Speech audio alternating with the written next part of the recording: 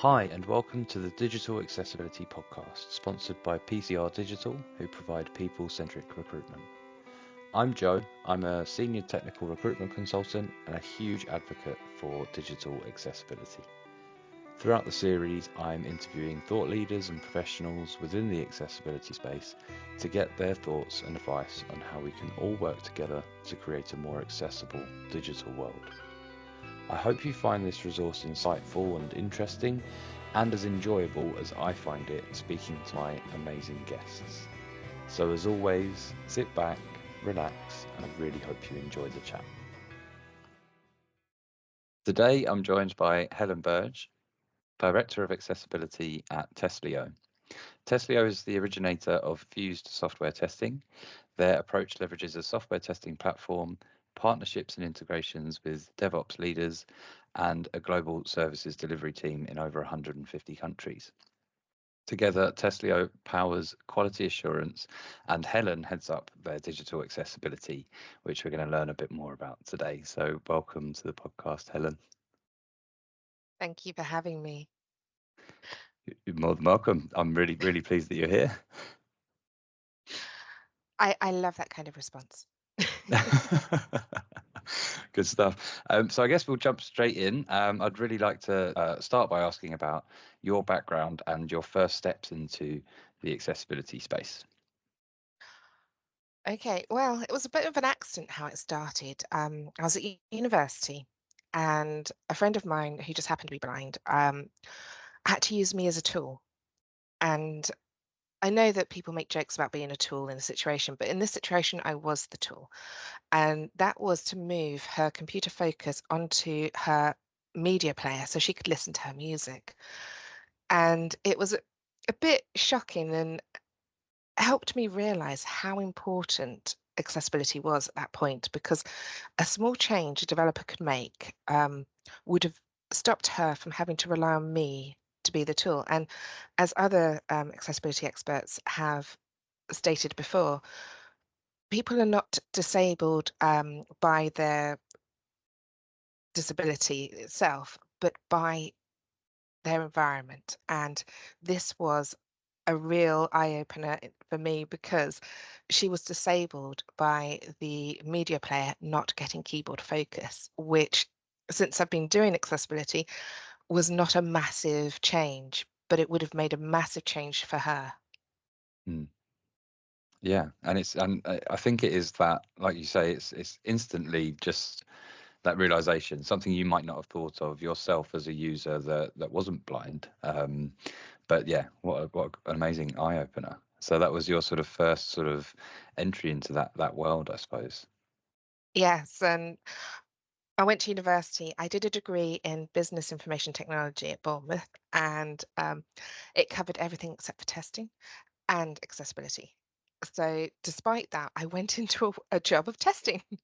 So every testing job, because I started off as a manual tester hidden in a cupboard, usual kind of thing for all of us. And I'd always do accessibility as a side bit. It wasn't my main job, but it was always something I wanted to join into my main testing role. And I even took on the job of training some designers about contrast ratios and all the rest of it. Might not have been my job, but I like to share the passion and the education. So I always enjoy helping others to learn the simple steps they can make to enable people to not be disabled by their products. Amazing. It's perfect. And I think it's hard sometimes because, as you know, I speak to a lot of people in the space, as do you, and there are quite a lot of assumptions that you think, the people that work in this space all have their own needs, or they are disabled by products because they have conditions, temporary or permanent, or disabilities. But it's not always the case. Sometimes you get some great empaths like yourself that have that experience and think, right, I'm going to make sure that things like, what can I do to assist or be that tool, and then raise that advocacy as well and the awareness. Well, I have to admit, I love the way you called me an empath. I like to think I'm just a watcher of other humans. And I just know from my own personal experiences and then talking to people with different disabilities, how I started off with a very narrow understanding. And as I've gone through, as with all time, I've learnt that I've been a bit of an idiot in the past. That's Irish for idiot. Um, so basically, things like I did a talk on it for Access You for GAD about the assumptions I used to make and how not all of them were my assumptions. Some of them were assumptions told to me, but it was more about talking about them so that people would hopefully learn from my own learnings over time. Like, I always assumed blind people were fully blind because my blind friend, she was fully blind. Um, that was an assumption. That was one person's experience. It doesn't mean that represents all blind people. And when I look at the stats, only 15% are fully blind. If they're legally blind. So it's like I have another blind friend who was telling me he saw someone falling over and laughed, and I was like, what? So yeah, people always find that funny when I tell them and I'm blind, and it's like I've got tunnel vision, which means I'm legally blind. I find it hard in dark situations, but I have some sight, not a lot, but some, which means he will always see it when you fall over and laugh and point. He's my kind of person. Absolutely. And I think that that brings nicely into the next sort of section and the next question as well. And it's around that lived experience. So we've talked in the past about the differences between lived and learnt experience. So yeah, if you can delve into a bit more detail in that sort of space, it would be really helpful. Sure. Well, I have given you a story that's my learned experience because it's me talking to people about their lived experiences. There is that saying you need to walk a mile in someone else's shoes, but you can't. Partly because I've got different sized feet from you, but also partly because no one can truly understand another human. They can listen to them, they can try to understand. But for me, my lived experiences, I've got a hidden disability of diabetes, type 1 diabetic since I was 7. And when I try to explain my blood sugar levels, in the fact that if I've got low blood sugar, my common sense will disappear. I'll be a bit slower on the uptake and I'll find it harder to talk, which the foot and mouth kind of thing is more likely to happen. I have no sensor. I remember once I thought the word clown didn't make any sense and I was focused on this. And for me at that moment, it seemed logical, but trying to explain it to someone else, they don't truly understand that lapse of judgment. The only thing I can really equate it to is like if you're drunk, it's that kind of that's how you come across like you're drunk, which is why type 1 diabetics sometimes end up dying if they are hypo on the streets and the police assume that they're intoxicated and they get put Right. into a prison cell. So one of my biggest fears is that, which is why I don't partake anymore. But it is that it's like that, but it's not quite the same. Um, and I often find, like even my husband, he understands enough, but every time I get angry with him, he always asks me to do a blood test because he assumes I must have high blood sugars rather than be annoyed at him. I always find that one interesting. I don't know if other diabetics' husbands have that reaction to their anger. I don't know. Um, but it's him learning through what I'm telling him trying to understand, but he doesn't truly know how it feels and also how him saying that will make that anger, if it's justified, just a little bit more. Um, but yes, so my lived experience with diabetes does mean that sometimes my mind will be not as good as it can be. And I always apologize to people afterwards. Like if I felt I was a bit cloudy with my judgment and I thought maybe I said something daft. And unfortunately, most people don't notice. They think that's normal Helen, which does worry me sometimes.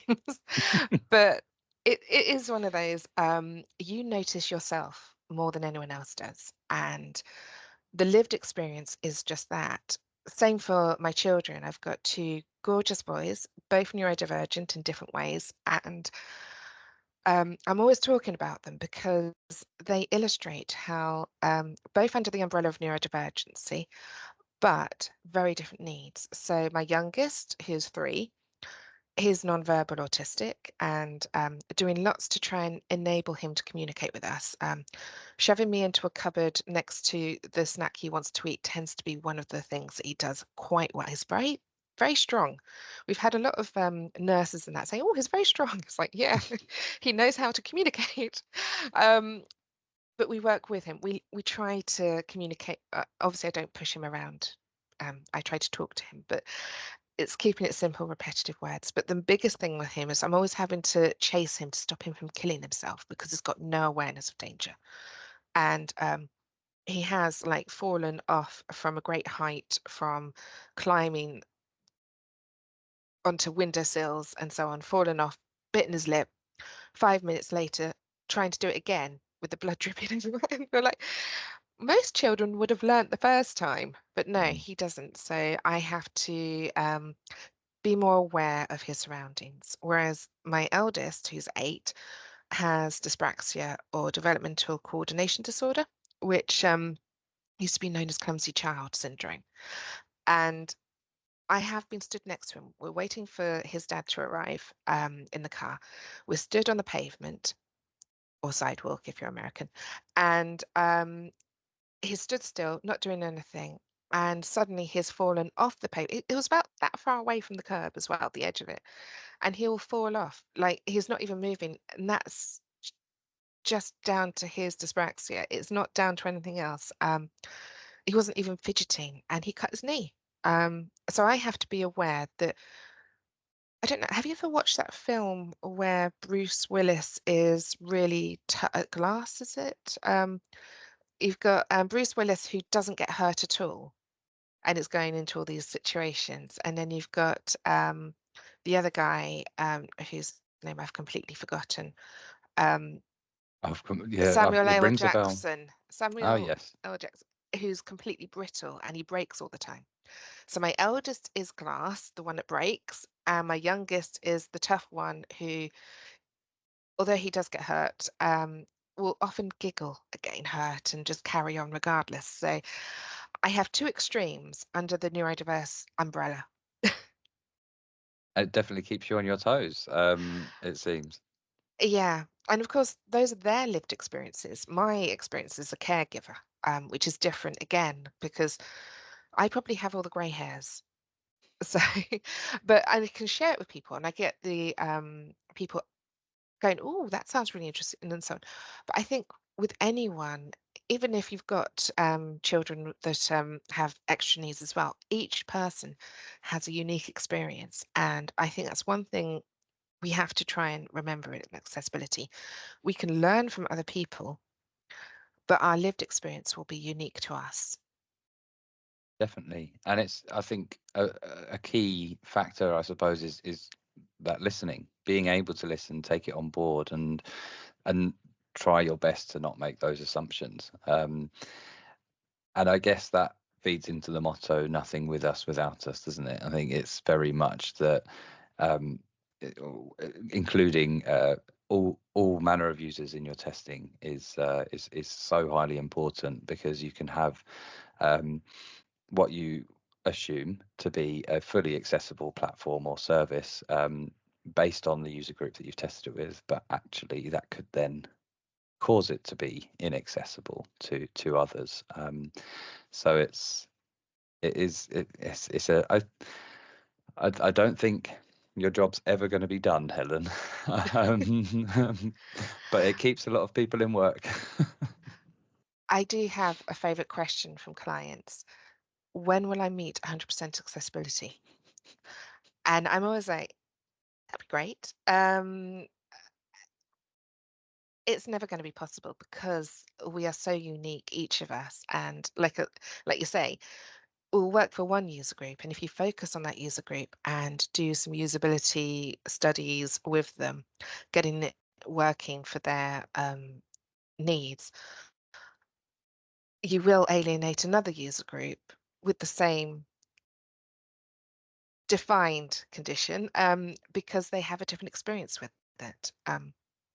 It's like when I've done usability studies with people that have less mobility, so they're using voice recognition software, and when they're trying to click on a button that isn't labeled properly, I'm always like, aren't you frustrated by that? Because they have to do this grid thing, split the screen down into grids, go to that grid to literally tell the screen which area of it to focus on and then click.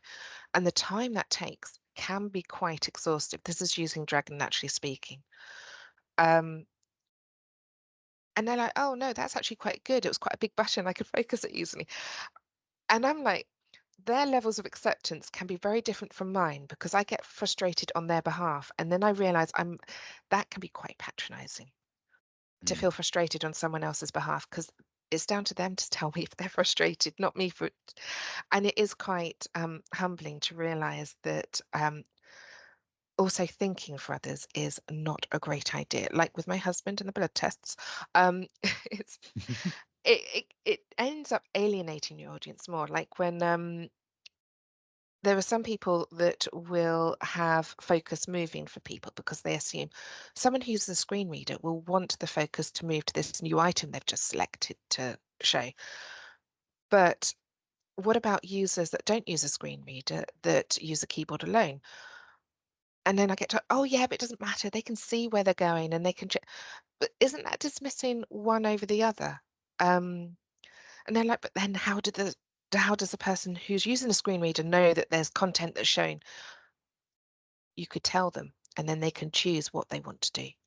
I think it's often not thinking for others, not forcing what you think they want to do on them, but letting them know, informing them so they can decide themselves. And I'm sure my parents will say, yes, stop doing that to us, Helen. No, it's like with everything. It doesn't matter who you are. There's always going to be someone that you think you know better than, like with my kids, my parents. But the reality is, I cannot think for someone else. I can just advise them what I think might be a good idea. Sorry, I went on a bit of a No, I love soapbox it. there. No, it's poignant, and I agree, and I think it's um, I think a lot of people, a lot of companies have the tendency to prioritize certain user groups, and I think that the prioritization needs to shift from the what they imagine profitability, those who they believe to be the majority, who are quote unquote able-bodied people, or those without any additional sort of needs, or that use assistive technologies, and make it more of a flat level, because actually there's 15% of the globe that do have some form of disability, and it's a huge user group. So and you'll probably get a lot more appreciation from them than users that don't have assistive technologies enabled. So yeah, it's no, I completely agree, and I think that it's a shame that we do that sort of thing and prioritize, or even prioritizing within different user groups and saying, well, actually, those who have the use of a screen reader, they have to be the top priority. We do that first. But I think that that can feed into the technical side of things, can't it? Because if it's keyboard only access, it should, in theory, work with other. Uh, I know I'm not the person to be saying that. I'm not the person to be. I'm It doesn't, to be honest, I don't think there's anything wrong with what you're saying though. But that's where you end up going down a rabbit hole if you're not careful. Um, it's like when you have someone who's aware of ARIA, accessible rich internet applications. If I got that right, I yay. believe so. But yes, when a developer learns about it and then applies ARIA to everything when it's already accessible because they've used HTML5 correctly, the over labeling can then cause duplication of labels, or even labels to be completely blank because the ARIA um, labeled by ID as empty kind of thing. Um, so sometimes, or one of my favorites as well, one of my clients was trying to be really good with screen readers. So they put tab index on all non-actionable items, so paragraphs of text. And it wasn't because they were trying to kill the keyboard only user, but it was because they didn't understand how the screen reader worked and they assumed that tabbing was the way that they focused items. They didn't understand all the different keys that could be used. And sometimes it's not about them being um, mean, it's more about education and understanding. And after I pointed out how a screen reader user can interact, they took the tab index off. But it's not, I don't think there's anything wrong with trying to be accessible, but trying without the understanding can be a bit like when you let your child have a box of matches and don't explain that they're not good to light with petrol nearby, say. Um, so a little bit dramatic there, but it makes a point. It does, a very big one, and I agree. Um, but amazing. So you did say an Irish term earlier, so it brings me on to the next question here. So um, when we first originally spoke, you were still living in England, working for AbilityNet, but since then you have moved to Ireland, and now you're working as the director of accessibility at Testlio. So a fantastic opportunity for you to really sort of head things up and affect real change. So I'd love to hear about that journey and how that came about, and if there are any sort of immediate challenges because of that, that new role and senior title as well. It was quite good in the fact that I was offered a job just at the time when there was political unrest going on in England, and the job meant I had to relocate to Ireland. And that was working for Optum. And I loved the chance to move to Ireland and be able to buy a house an hour from the capital with 3 acres of land. So that's made my husband very happy because he's always dreamed of being a small holding owner. We're not quite, 3 acres is not quite there, but it's enough to get a few animals and so on. Work in progress. But Mhm. I wouldn't, for the same cost in England, wouldn't have that ability to buy that kind of property. So it gave me the opportunity to maybe pursue a dream of my husband. However, I have to admit the Irish way of things can be quite laid back compared to the English. Like if you order something from a delivery company in England, you get it next day without any extra payments and so on. In Ireland, you're lucky if you get it next week. But it's a minor thing for an easier, laid back kind of way of life. And this is where all delivery companies will stop delivering to me now. So We won't tell them where you live. thank you. But I mean, it is nice as well. And when I was in the process of buying this house, an old colleague approached me from Testlio about this role. And at that moment, I couldn't take it. But a different role a few months later, because basically, when you're buying a house, you need to be in a steady job because mortgages, they get fussy. Um, and I took a role instead that because I went through the interview process where I would be in charge of the network team of training freelancers to do accessibility. And that is my favorite bit about my job. It's training people that have no experience previously to be accessibility testers. Because I was answering a thread that Ronnie Hendricks put on LinkedIn about this, that there aren't enough junior positions. There aren't enough people training people to be accessibility testers. And I've been doing it before. It was like cool. I did it in a previous role since 2016 or 15. I've been training people that have a good functional testing skill set as freelancers and training them how to use the tools like a user, how to understand users, how to do the testing in an effective way. Um, it isn't always easy for the team because it is a very, when it comes to accessibility, it's not something that's easy to just pick up. It takes time and it takes effort, and not everyone has that time or the ability to put that effort in, or there's something that just doesn't click. I've noticed like if I get 50 people that I start training, maybe 15 will stay on the team out of that 50. And it sounds a bit mean, but it's like with everything, some people it just doesn't take. So I love the fact that Testlio, I'm allowed to do this. It's one of my passions, sharing the joy of accessibility, helping people to be more accessible in their thinking. In fact, I get some of my team messaging me, going, "Oh, I was using this website. It's not accessible. Let's go and talk to them." And I'm like, "Calm down. That's a sales job." um, but I love that passion. I love the fact that they're making me remember the basics, and I'm not forgetting how to explain things. I'm always training people. It's never one time, then you're done. Training I provide to people ever so often, that's a starting point where they build on it, hopefully, touch wood. Um, it's, and I'm always learning. I've found like I do some volunteer work at the W3C, and oh no, I'm an invited expert now. It sounds nice saying that.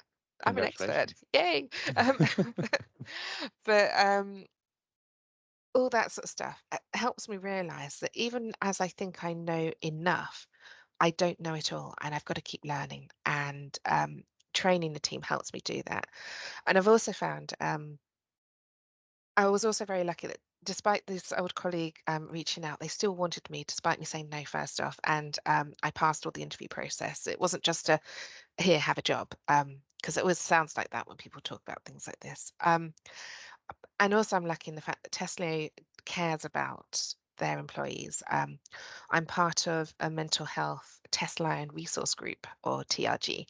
Yeah, Testlio test line. It's a play on the words. But as part of that, it's not just about trying to help people that being accessible, like alternative descriptions of images in Slack. I'm often um, reminding people how to do it, but it's also helping people to be aware of their mental health and to be kinder to themselves. And it's nice as well because it helps me to remember that too, because that's the most important thing I think in our daily lives, modern day lives, is we often forget to take a moment to be kind to ourselves. Very poignant, and I couldn't agree more. I think it is very important. I think I think a lot of people do hyper focus on being kind to others, but actually, how can you do that if you're not being kind to yourself first and foremost? I think you need to look after oneself and your own mental health before you can really assist other people. So, yeah, then you can put the right foot forward, and that sounds incredible. I love it when I hear that companies have employee resource groups, or the Test Lion resource group sounds just a great thing to have there, and it does sound like they genuinely care about the people that work there. So it's fantastic and lovely to hear that journey. And and thank you for clarifying as well that people don't sort of just go, "Here you go, have a job." It would be lovely if it was that easy. I know that's your role, isn't it? If it was that easy, I'd be out of a job. No, No, that's great, brilliant opportunity, and yeah, I'm sure it's been a challenge, I suppose, for want of a better word, sort of just sort of navigating that, and having that new title as well, and different responsibilities, but just the same as moving companies anyway. I think there's a new set of people, new set of rules, and how they do things. So but I'm sure all is going very well. You've been there, how long have you been at Testlio now? about a year and a half, I think. Yeah, yes. It'll Brilliant. be 2 years in December. Amazing. So I have to admit, with my I did move around a few jobs recently for various reasons. But I think I might have found a place I'm staying. Sorry, I know you might be wanting me to go for a role at Oracle at some point, but I'm going to say thanks, but no thanks, Joe. Absolutely fine. At least it's out there for everyone to hear. No, but that's great, and that's actually the main passion as well. As much as obviously it is a business, and I do need to place people into new roles. I think hearing that it's very fulfilling that hearing people that are happy in their jobs. And if it's something that I've been able to help with, even better. But in general, just lovely to hear. So I'm very pleased for you. But excellent. So bringing it back around to what Testlio do, and sort of what the business is built upon. So a key focus is obviously the audit and testing and assurance.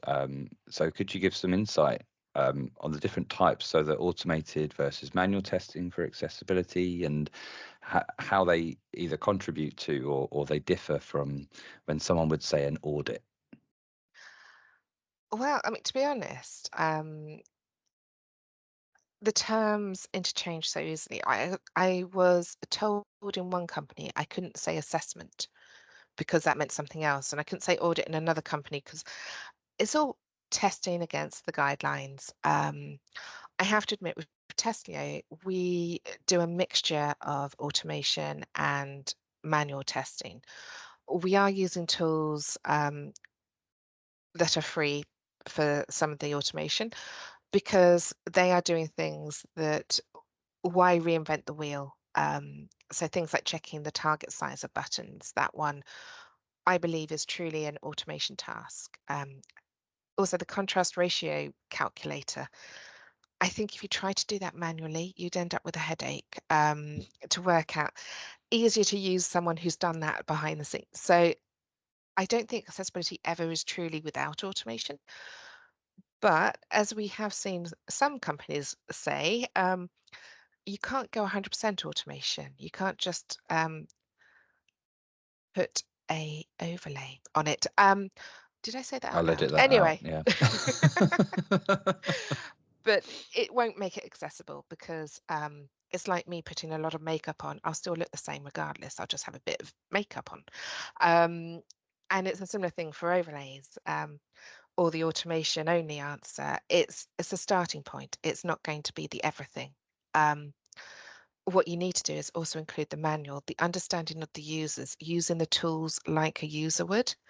And I always think that's a very important part that people don't often focus on so much. I know that I have been through a few different companies and I've seen different styles of how people approach testing.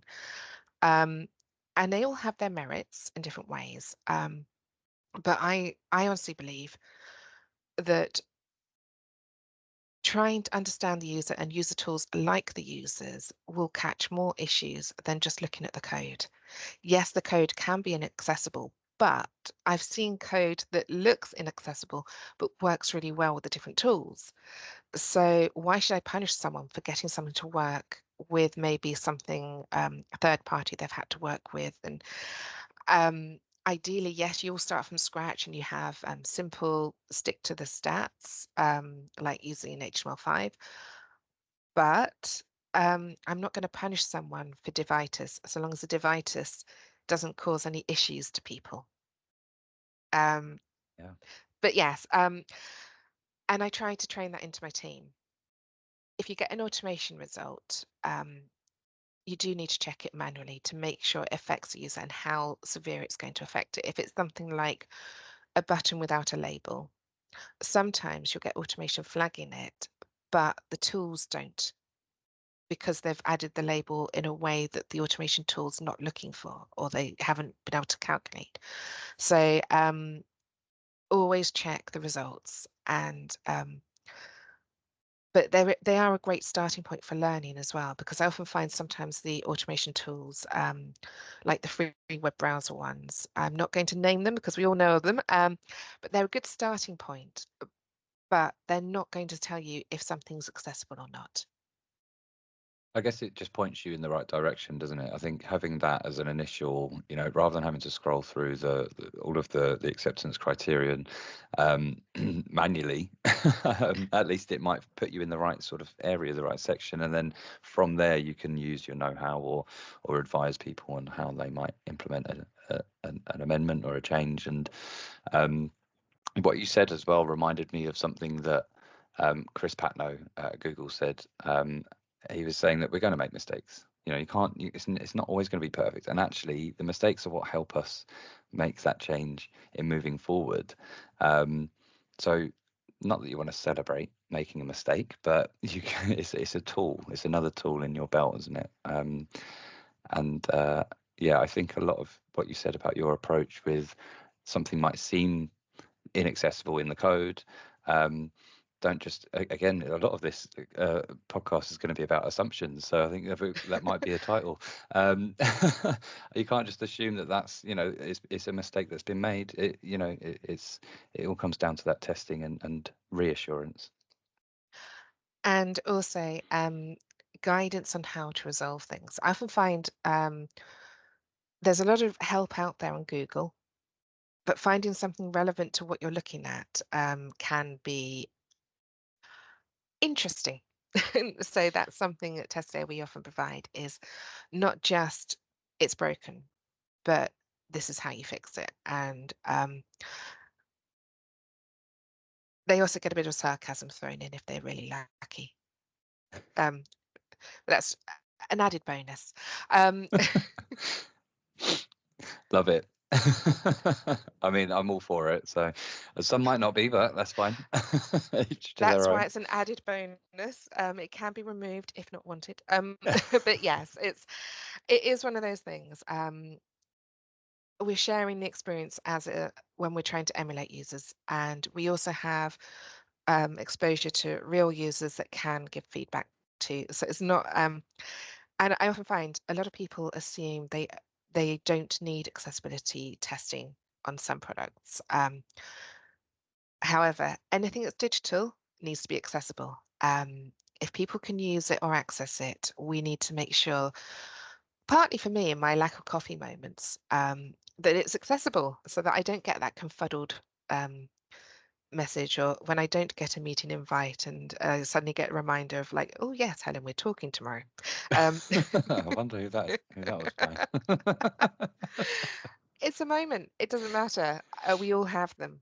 And I try not to judge people on their moments, but try to judge on the learning from them. Yeah, In other absolutely. words, if you don't learn from it, then that makes you the idiot I said earlier. Yeah, 100%.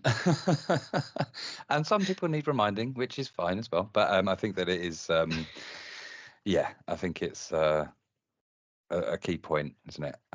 That continuous learning, no matter what title you're at, or what stage you're at in your career. I think that we're never going to be 100% right 100% of the time. So I love that, you've mentioned your own learning throughout this whole thing as well, because I look at people in your position and think, God, they know everything. I wi- I want the winning lottery numbers, but I don't have them, so I don't know everything. But there was another point.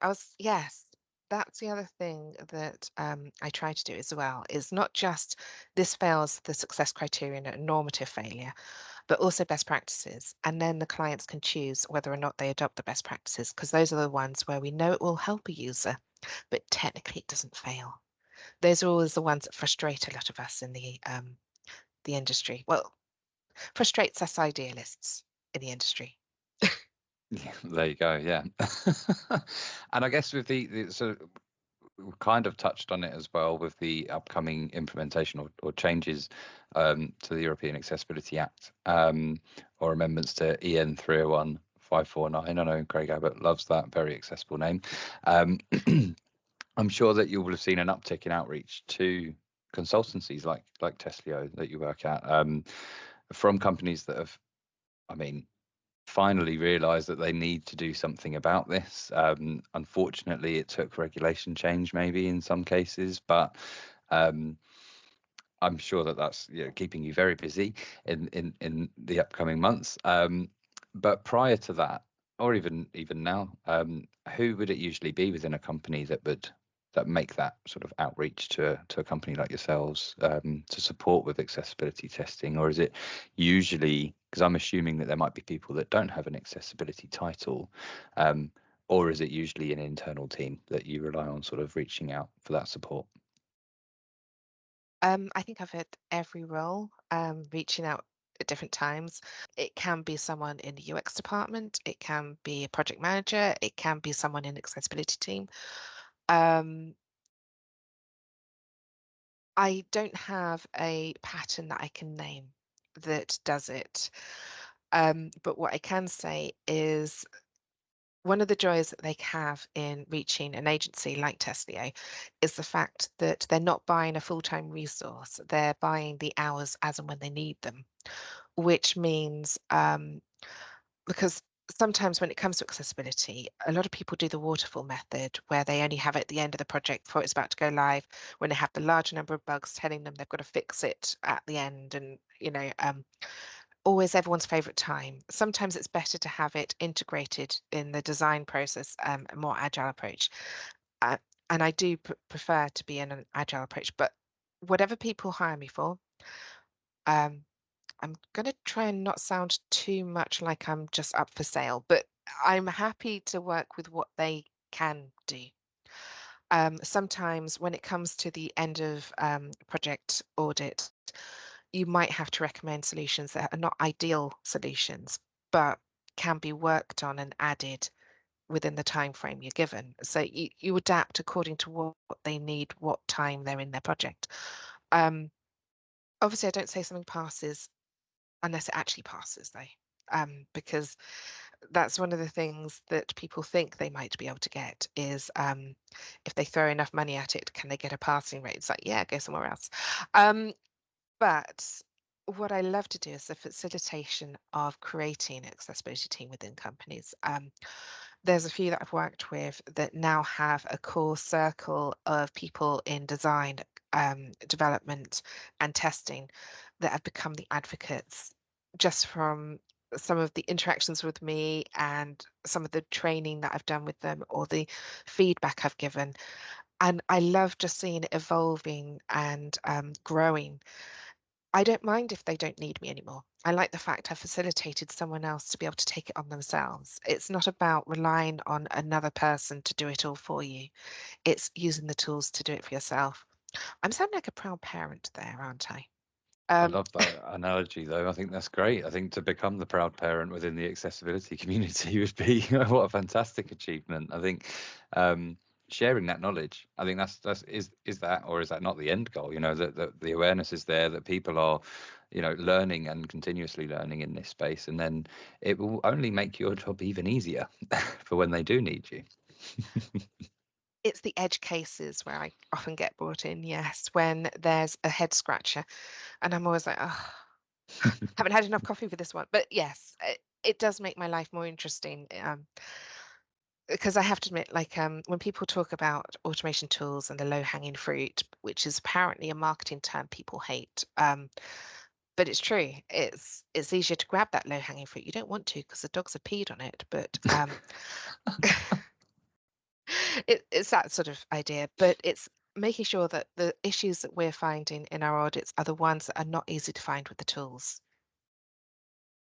Amazing. Yeah, definitely. I mean, just feel sorry, you throw me for a loop there talking about dogs peeing on fruit, but Oh, again, sorry. another analogy. I do get told it's always interesting chatting with me, but you're never quite sure what I will end up saying, and I'm pretty much the same. Well, it'll be great for the listeners, I think. Fingers crossed. I keep doing that. I never like to think for others, remember? Um,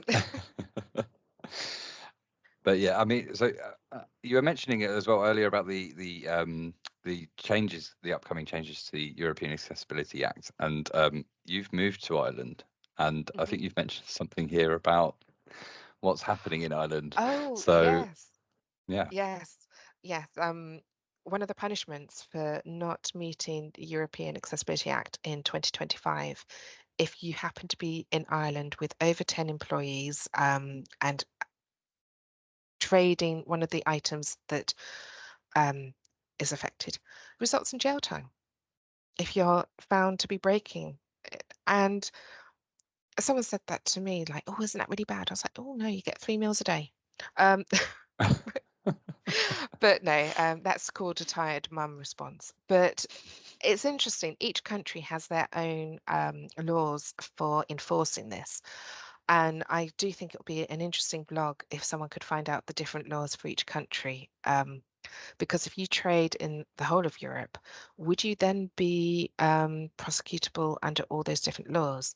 If so, um, I don't know how exactly it's going to work, but if you're trading in those countries, it would be easier to make sure you're accessible than trying to research which laws you want to have, you know, because jail time, no matter the jokes, is probably not a nice thing to do.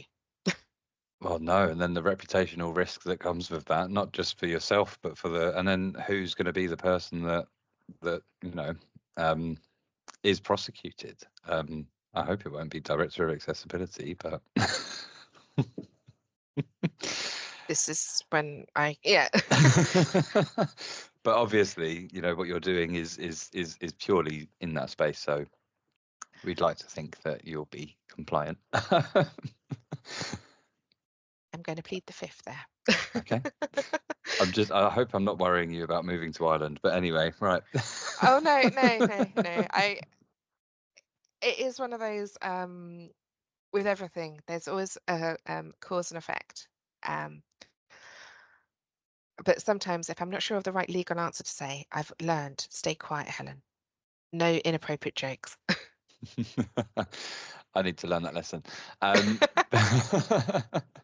But I think you've mentioned as well before about it, it's good that there's something like that that could push people towards wanting to be more accessible, but the hope is obviously that people want to do that without the threat of jail time or without the threat of any legal action or anything at all.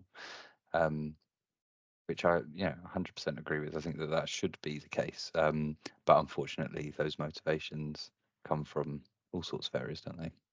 There is that. Although it can be used by someone who wants to be more accessible, but the management haven't bought in. So then you can use it as a motivator for the management. Because I often get asked, how do I get my managers or the top tier to buy into accessibility? I want to be more accessible, but I'm not getting a budget for it. And there's many different motivators: money, legal, reputation, the greater good. Everyone wants to do it for the greater good, I'm sure.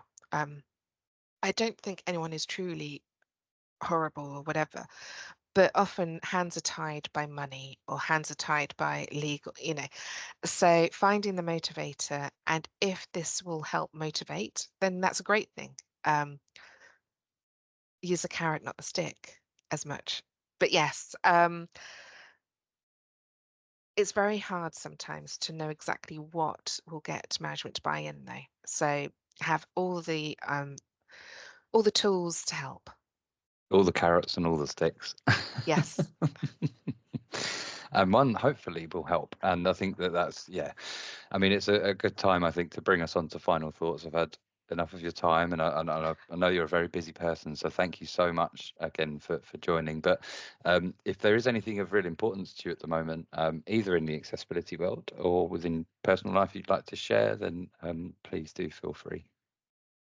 Um, For me, one thing that I've really celebrated the last week is how Canada has taken on the European standards, EN 301549. And what has made me smile is the amount of people going, Yay, we now have an HTML version, because the PDF of the European version is not accessible.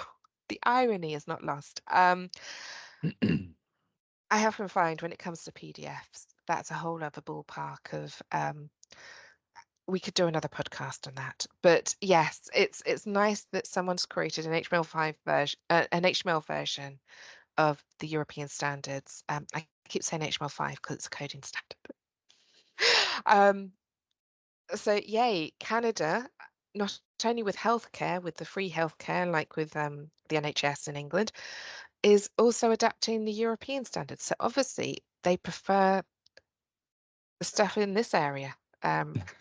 Yeah. And I think it's that another huge celebration in that. Could that lead to sort of standardization on the international sort of stage for accessibility, which I think surely would help with just global markets or people that trade globally as well. Otherwise, if you're trying to implement slightly different guidelines or standards from different countries, it can really create a big mess. Yes. Given the fact that the standards take a long time to react to any updates, like I know when WCAG 2 was released, international standards took 6 years to incorporate it into their legal items, and it took Europe 8 years to adapt it into EN 301549. I think the best thing to do is focus on the WCAG or WCAG Web Content Accessibility Guidelines, which when it comes to 3 will be just W3C accessibility guidelines because of digital products. Focus on those, the latest version as a standard to adhere to, because most of the laws are based on a version of WCAG. At the very least, that would be a great starting point. Trying to understand the laws in each and every country, unless they do something really fantastical, I don't think you can go too far wrong there. But understanding any extra items, because with the European standards, it's not just the digital assets, it's things like making sure the hardware is in an accessible position. So like an ATM is able to be accessed by someone in a wheelchair, or will have Braille for someone who can't see the keypad. So it's not just about digital assets, it's also about physical and hardware, software, documentation, help provided, the human factor as well. So yes, it goes a step further. And I'm getting that glazed look from you there, Joe. So I know there's time to No, I was stop. loving it. I was loving it. I was just taking it all in. Oh, that's good. Sorry, it's I always I'm aware, my husband warns me on it, that sometimes I get a bit passionate and the other person gets a bit lost. So I try to assume everyone's like my husband. That's not good. I've got to stop that. Um It's not my blood sugar either, so no, I think it is because it's such a broad thing, isn't it? And I think that you were mentioning so many different things. I was trying to think, is there anything in particular there that I could, but then we've already, this is final uh, thoughts, so I was like, actually, I shouldn't be throwing more questions at you either. oh dear. Yes, I think final thoughts for me, this has been probably a very tricky conversation at times about the legal side because I'm not a lawyer, but it has been a joy and love catching up with you, Jay, because you're brilliant. Oh, thank you so much. I know you've spoken about the imposter syndrome in the past, so I won't bore everyone with that again. But I really appreciate that. Thank you so much, and again for all of your time and work in the space, because it's not gone unnoticed. And I think it's fantastic what you're doing. So I hope to see more of you in the future, that we can collaborate. Maybe see you in person at an event or something would be really, really cool. But yeah, so thank you so much for your time. Thank you for having me. Thanks again to Helen. I hope this discussion was helpful for you all. For more insightful discussions on digital accessibility, please follow the links to our site where you can find previous episodes and subscribe to receive updates. Thanks again. See you next time.